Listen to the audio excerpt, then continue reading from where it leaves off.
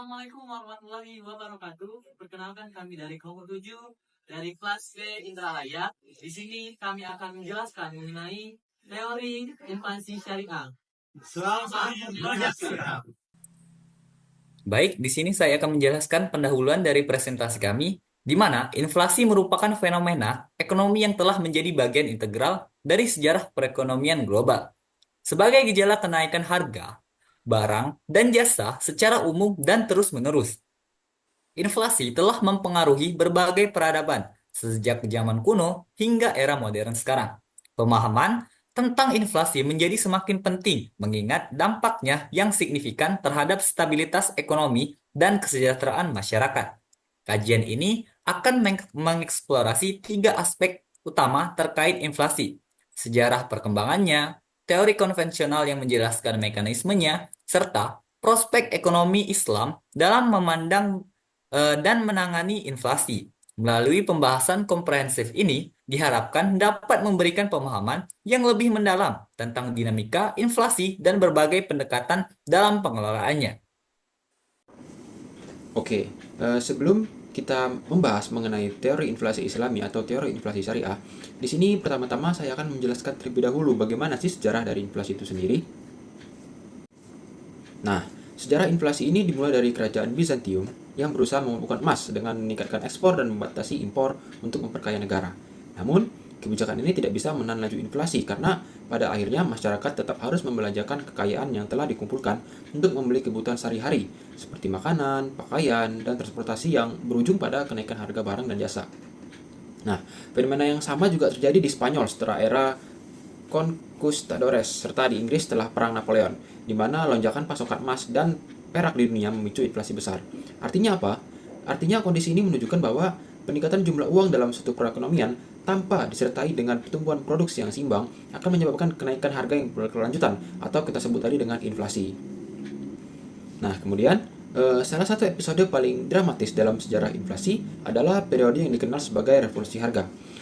Nah, revolusi harga ini dimulai sekitar tahun 1470 di Italia dan Jerman yang muncul sebagai dampak dari wabah Black Death, lalu menyebar ke Inggris dan Prancis pada tahun 1480-an dan mencapai Eropa Timur pada awal 1500-an. Nah, jadi apa sih revolusi harga ini? Jadi revolusi harga adalah peningkatan jumlah logam mulia yang beredar di Eropa akibat ekspansi kolonial yang mengakibatkan peningkatan jumlah uang beredar dan kenaikan harga-harga secara umum yang pada gilirannya akan menciptakan kesenjangan yang semakin lebar antara pendapatan dan biaya hidup. Nah, adapun pendapat dari kaum monetaris bahwa revolusi harga di Eropa ini tidak akan terjadi tanpa ekspansi uang yang besar, yang pada waktu itu dipicu oleh masuknya bulion emas dan perak dari Amerika, Australia, dan juga Afrika Selatan. Nah, apa saja sih faktor yang menyebabkan terjadinya periode revolusi harga ini? Jadi faktor-faktor tersebut antara lain adanya penurunan produksi pertanian, pajak yang tinggi, depopulasi akibat perang dan juga penyakit, kemewahan yang berlebih-lebihan, serta tingginya biaya tenaga kerja pada waktu itu. Nah, revolusi harga ini tentu memiliki dampak. Nah, dampaknya sendiri itu antara lain yang pertama itu kenaikan harga bahan mentah dan makanan yang mencapai 5 hingga 7 kali lipat dari harga semula. Kemudian harga-harga barang manufaktur yang juga mengalami kenaikan hingga 3 kali lipat, akan tetapi upah pekerja yang hanya mengalami kenaikan kurang dari setengah dari kenaikan harga tersebut. Nah, pada era modern sekarang, inflasi ini masih menjadi isu yang lebih kompleks karena dipengaruhi oleh lebih banyak faktor. Ya, termasuklah kebijakan moneter, fluktuasi harga energi, globalisasi, dan juga krisis ekonomi. Nah, adapun contohnya itu adalah di tahun 1970-an, dunia mengalami stagflasi akibat krisis minyak. Kemudian tahun 2008, krisis keuangan global menyebabkan banyak negara menerapkan kebijakan pelonggaran moneter yang memperbesar resiko inflasi. Lalu yang baru-baru ini adalah pandemi COVID-19 dan perang Rusia-Ukraina yang memicu lonjakan inflasi global karena gangguan rantai pasokan dan peningkatan harga energi. Nah, artinya apa? Artinya dengan semakin majunya perkembangan teknologi dan inovasi keuangan, kebijakan inflasi kini semakin kompleks sehingga bank sentral di berbagai negara harus bisa menyeimbangkan antara pertumbuhan ekonomi dan juga stabilitas harga untuk menghadapi inflasi ini. Oke, itulah tadi sedikit dari sejarah inflasi. Materi selanjutnya mengenai teori inflasi konvensional akan dilanjutkan oleh rekan saya. Baik, sebelum kita masuk ke dalam pembahasan mengenai teori inflasi Islam, kita harus tahu dulu nih mengenai teori inflasi konvensional, di mana inflasi sendiri merupakan salah satu fenomena ekonomi yang sering menjadi perhatian utama dalam kebijakan moneter suatu negara. Secara umum, inflasi sendiri didefinisikan sebagai kenaikan harga barang dan jasa secara menyeluruh dalam periode tertentu. Kenaikan ini menyebabkan turunnya daya beli uang di mana satu unit mata uang yang sama tidak lagi mampu membeli jumlah barang dan jasa yang sama seperti sebelumnya. Inflasi dapat dianggap sebagai fenomena moneter karena berkaitan dengan jumlah uang yang beredar dalam suatu perekonomian. Menurut para ekonom modern, inflasi adalah peningkatan yang menyeluruh dalam jumlah uang yang dibutuhkan untuk membeli barang dan jasa. Jika yang terjadi adalah penurunan harga secara terus-menerus, maka fenomena tersebut disebut dengan deflasi. Deflasi dapat berakibat negatif bagi perekonomian karena dapat menyebabkan penurunan aktivitas ekonomi akibat menurunnya insentif bagi produsen untuk berinvestasi dan berproduksi. Untuk mengukur inflasi sendiri, para ekonom menggunakan beberapa metode perhitungan, seperti Consumer Price Index atau CPI, kemudian Producer Price Index atau PPI, dan kemudian GDP deflator. Nah, untuk CPI sendiri itu mengukur perubahan harga dari sekumpulan barang dan jasa yang dikonsumsi oleh rumah tangga. Namun, CPI memiliki kelemahan, yakni tidak sepenuhnya mencerminkan perubahan harga di seluruh perekonomian, karena hanya mewakili subset dari barang dan jasa tertentu. Selain itu, CPI juga kurang mampu mengakomodasi barang dan jasa baru yang muncul di pasar. Kemudian PPI. PPI sendiri mengukur perubahan harga dari perspektif produsen. Indeks ini mencerminkan biaya produksi yang dapat berdampak pada harga jual akhir. Namun sama seperti CPI, PPI juga memiliki keterbatasan dalam mencerminkan keseluruhan perubahan harga di perekonomian. Nah, yang terakhir ada GDP deflator. Untuk GDP deflator sendiri dianggap lebih akurat dalam mengukur inflasi dibandingkan dengan CPI dan PPI. Indeks ini mengukur rata-rata harga seluruh barang dan jasa dalam suatu perekonomian dengan mempertimbangkan perubahan kuantitas produk. Perhitungannya lebih luas karena mencakup seluruh barang dan jasa yang diproduksi dalam negeri. Untuk memahami inflasi lebih lanjut, kita tentu saja harus memahami terlebih dahulu nih apa saja itu fungsi dari uang. Yang dimana untuk fungsi uang sendiri itu ada 5. Yang pertama adalah media pertukaran, di mana uang digunakan untuk mempermudah transaksi dan menghindari ketidakefisienan sistem barter. Dan kemudian uang juga dapat berfungsi sebagai pengukur nilai, di mana uang tersebut menjadi alat standar dalam menentukan harga barang dan jasa. Nah, yang selanjutnya, fungsi uang juga adalah sebagai unit perhitungan dan akuntansi, di mana uang digunakan dalam pencatatan keuangan dalam sistem akuntansi. Nah, yang selanjutnya, fungsi uang adalah penyimpan nilai, di mana uang memungkinkan individu untuk menyimpan kekayaan dalam bentuk yang lebih liquid dibandingkan dengan aset fisik. Nah, selanjutnya uang juga berfungsi sebagai instrumen pembayaran, di mana uang digunakan untuk menyelesaikan transaksi dan kewajiban keuangan. Tahu bahwasannya transaksi ekonomi yang terjadi sebelum adanya uang adalah dengan menggunakan sistem barter. Nah, sistem barter yang digunakan sebelum adanya uang itu memiliki banyak kelemahan, yaitu seperti kesulitan dalam menemukan pihak yang memiliki kebutuhan saling melengkapi atau double coincidence of wants. Dengan adanya uang, transaksi menjadi lebih efisien, mengurangi waktu dan biaya yang diperlukan dalam pertukaran. Namun, nilai intrinsik uang yang lebih rendah dari nilai nominalnya seringkali menjadi faktor utama penyebab inflasi. Nah, di sini Paul A. Samuelson sendiri mengklasifikasikan inflasi berdasarkan tingkat keparahannya, di mana dibagi menjadi 3. Yang pertama ada moderate inflation, kemudian ada galloping inflation, dan kemudian adalah hyperinflation, di mana inflasi sendiri dari ringan, menengah, hingga hyperinflasi. Nah, selanjutnya selain tingkat keparahan, juga inflasi dapat diklasifikasikan menurut penyebabnya, di mana dibagi menjadi 6, yaitu natural inflation and human error inflation, kemudian ada expected and unexpected inflation, kemudian demand pull inflation, kemudian cost push inflation, kemudian ada spiraling inflation, dan kemudian imported inflation and domestic inflation. Oke, selanjutnya kita akan belajar nih mengenai teori inflasi Islam. Nah, coba bayangkan kalian punya uang Rp50.000 yang dulu bisa buat jajan seharian, tapi sekarang kok cuma cukup buat sekali makan. Nah, kenapa sih? Nah, karena inflasi ini bisa bikin daya beli kita menurun. Nah, para ekonomi Islam sendiri juga berpendapat ada beberapa dampak buruk inflasi lainnya.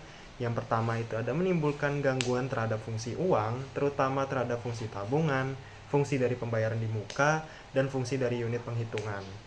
Nah, yang kedua itu ada melemahkan semangat menabung dan sikap terhadap menabung dari masyarakat sendiri. Yang ketiga ada meningkatkan kecenderungan untuk berbelanja, terutama untuk non-primer dan barang-barang mewah. Nah, yang terakhir ada mengarahkan investasi pada hal-hal yang non-produktif, yaitu seperti penumpukan kekayaan dengan mengorbankan investasi ke arah lebih produktif. Nah, ternyata konsep inflasi ini sudah dibahas sejak zaman dulu loh. Salah satu ekonomi Islam yaitu Taqiyuddin Ahmad Ibnu Al-Makrizi menggolongkan inflasi jadi dua. Yang pertama ada natural inflation dan yang kedua ada human error inflation. Langsung saja kita belajar mengenai natural inflation dulu yuk.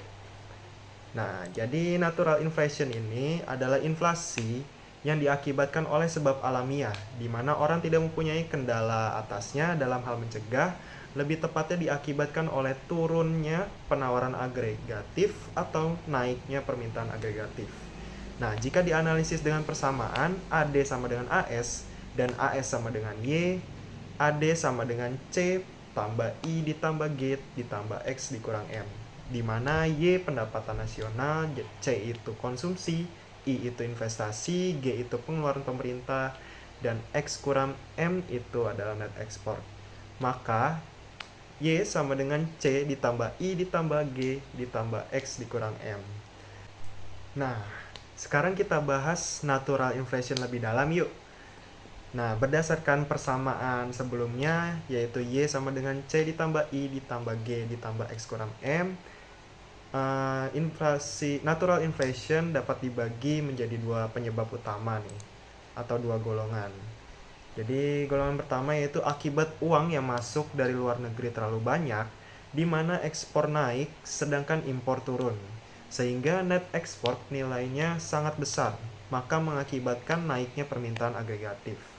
Semasa pemerintahan Khalifah Umar bin Khattab radhiyallahu an, kafilah pedagang pernah membeli barang dari luar negeri lebih sedikit nilainya daripada nilai barang yang mereka jual, atau bisa disebut dengan positif net export. Sehingga pendapatan dan daya beli masyarakat akan naik, yaitu kurva AD-nya.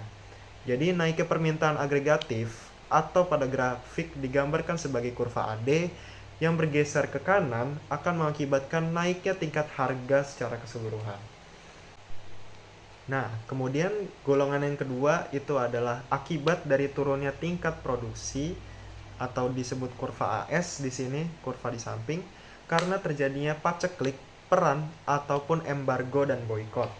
Nah, hal ini juga pernah terjadi nih teman-teman di masa pemerintahan Khalifah Umar bin Khattab, yaitu pada saat terjadi paceklik yang mengakibatkan kelangkaan gandum atau digambarkan pada grafik sebagai kurva AS yang bergeser ke kiri, atau bisa disebut dengan AS ini turun.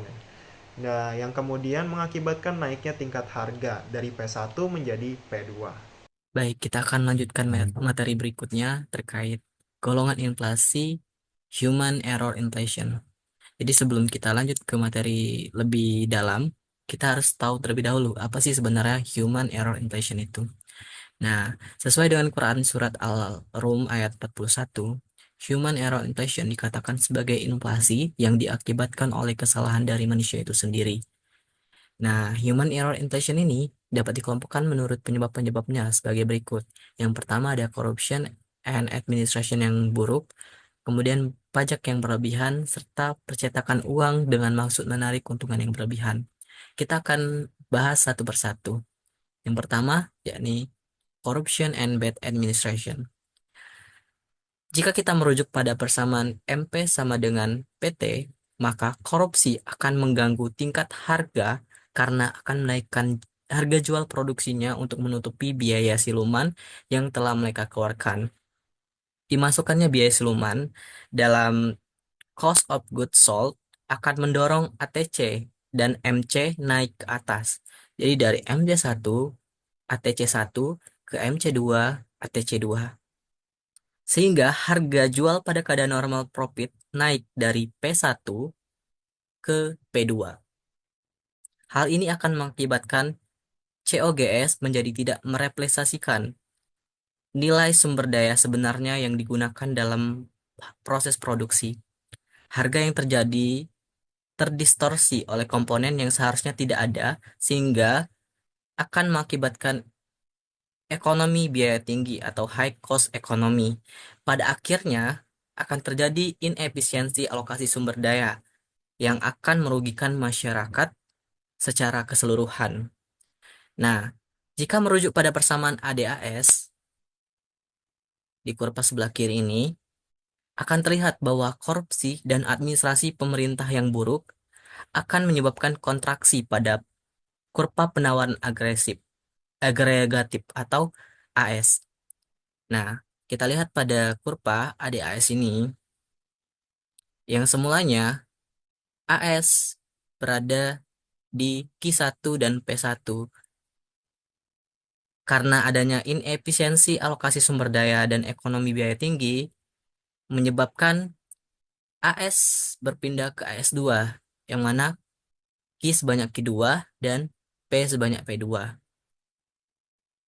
Selain menyebabkan inefisiensi alokasi sumber daya dan ekonomi biaya tinggi, korupsi dan administrasi yang buruk juga akan menyebabkan kanker yang amat membahayakan perekonomian, yang akan membawa perekonomian pada keterpurukan atau lebih dikenal sebagai spiraling inflation atau hyperinflation. Baik, selanjutnya kita akan membahas materi berikutnya. Yang sebelumnya kita sudah membahas corruption and bad administration. Sekarang kita membahas terkait excessive tax. Oke, kita perlu ketahui efek yang ditimbulkan oleh pajak yang berlebihan pada perekonomian hampir sama dengan efek yang ditimbulkan oleh korupsi dan administrasi yang buruk, yaitu kontraksi pada kurva penawaran agregatif atau AS. Namun jika dilihat lebih jauh, excessive tax tersebut mengakibatkan apa yang dinamakan oleh para ekonom dengan efficiency loss atau deadweight loss. Oke, kita akan membahas satu persatu contoh daripada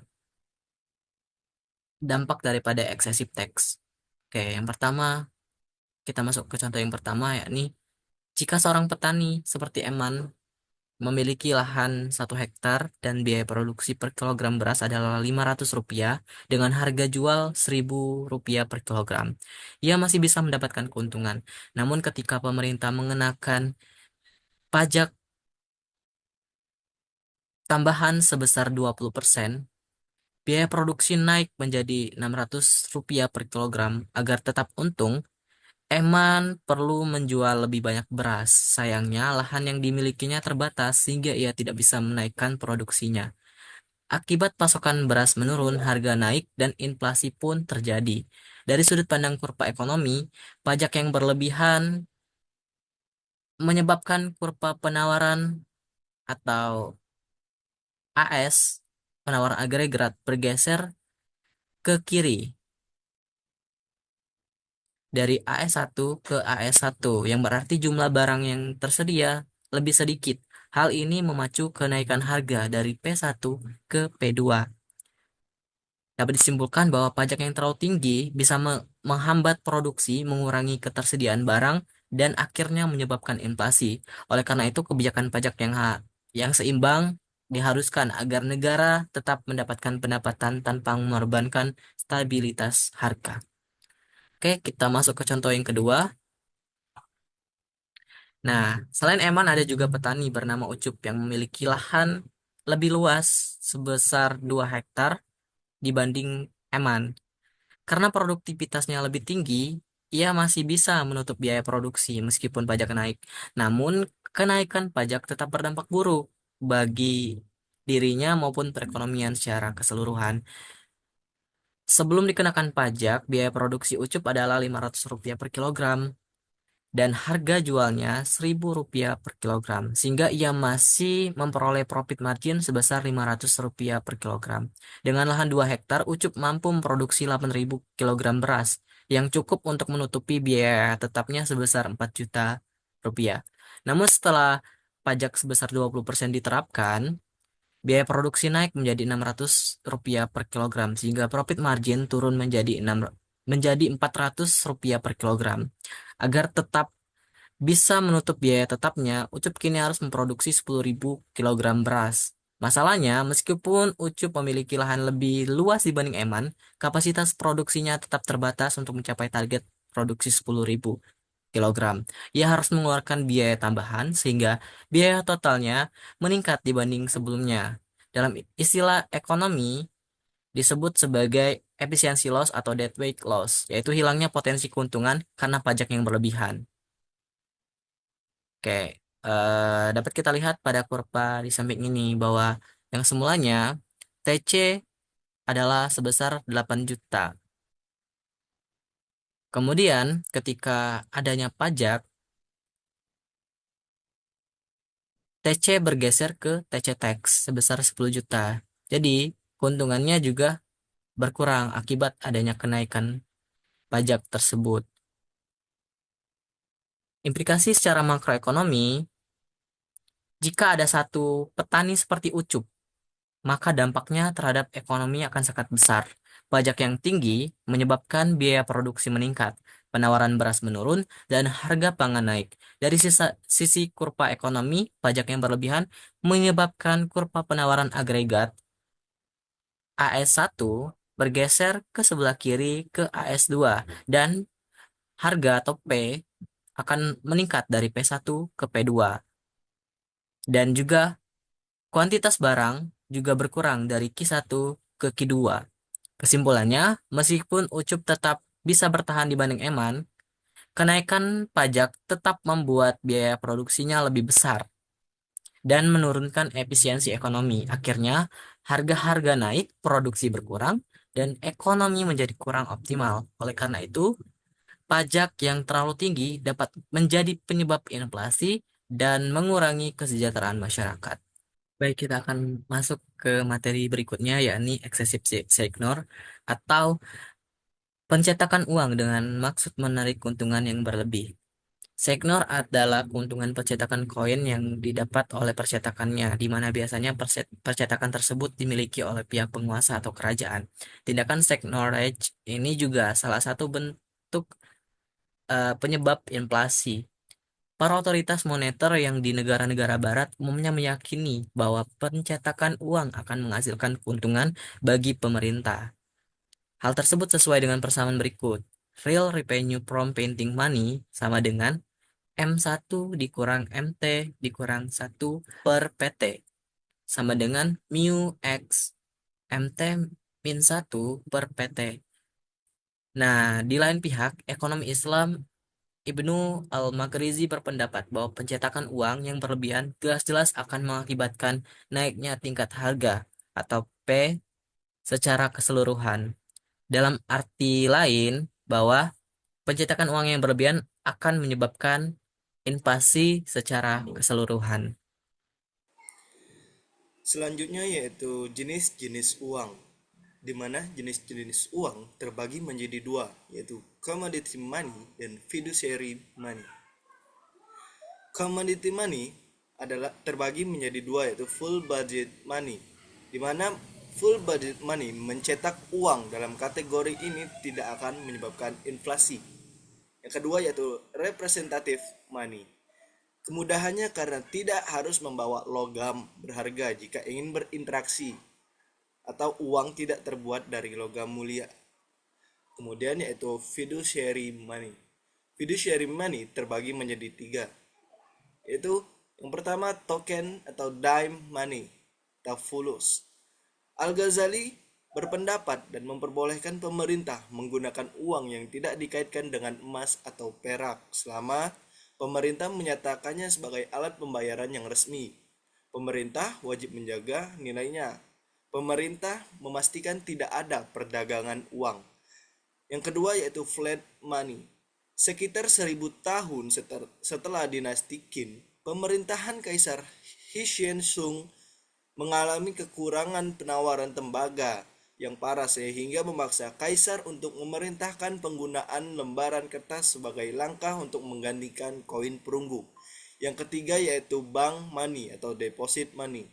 Menurut Irving Fisher, uang bank tersebut baik dalam bentuk CQ, giro, ataupun bentuk-bentuk yang lainnya bukanlah uang, melainkan hanya perintah tertulis untuk melakukan transfer uang. Nah, di sini saya akan memberikan kesimpulan di mana inflasi merupakan fenomena ekonomi yang kompleks dengan sejarah panjang yang melintasi berbagai peradaban. Dari perspektif konvensional hingga inflasi dipahami sebagai kenaikan harga yang dipengaruhi oleh berbagai faktor seperti jumlah uang beredar, permintaan agregat, dan biaya produksi. Sementara dalam pandangan ekonomi Islam, inflasi tidak hanya dilibatkan sebagai masalah ekonomi, tetapi juga memiliki dimensi moral sebagaimana tercermin dalam pembagiannya menjadi natural inflation dan human error inflation. Pemahaman komprehensif ini terhadap kedua perspektif ini sangat penting dalam merumuskan kebijakan pengendalian inflasi yang efektif dan sesuai dengan konteks sosial ekonomi yang ada. Ada quote sedikit tentang inflasi ekonomi Islam, di mana bank sentral berusaha mengendalikan inflasi seperti kita mencoba mendekati si dia. Kadang berhasil dan kadang juga gagal. Tetapi kita harus mencoba walaupun ujungnya hanya dianggap teman semata. Mikael 1997